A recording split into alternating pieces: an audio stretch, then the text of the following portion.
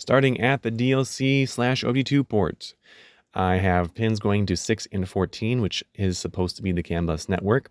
We've got 60-ish ohms of resistance, which is perfect because we have two 120 ohm resistors on either side of this circuit.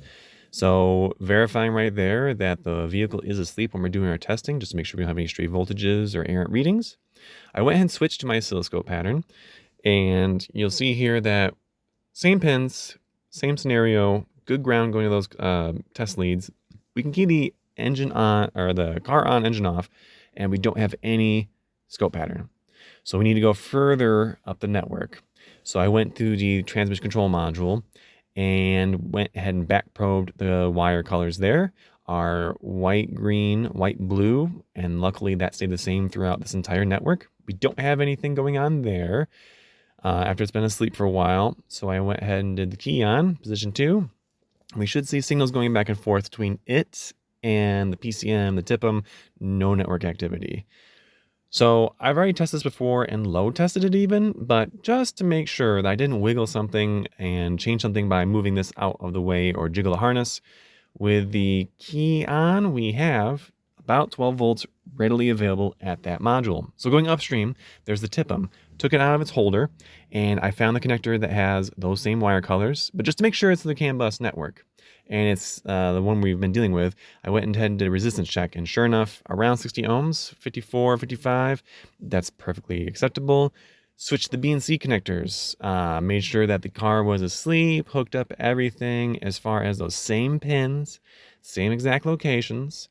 Haven't moved the harness, haven't moved anything else, just to keep everything as close to the original, close to the same as possible, and not kind of, again, I'm trying not to introduce any faults by wiggling too much wiring if there is a break in the wires, but so far the resistance was good. Therefore, I can trust the wiring is okay and still no network. There's nothing going in and out of that connector.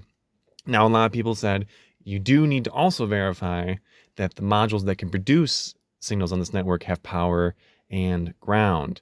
So I do know the TIPM has been checked before. Obviously, we've got a donor one, but still, let's make sure that ground is working and it's got power going into it. And I do have 12 volts available at the TIPM. So further upstream of that is the PCM.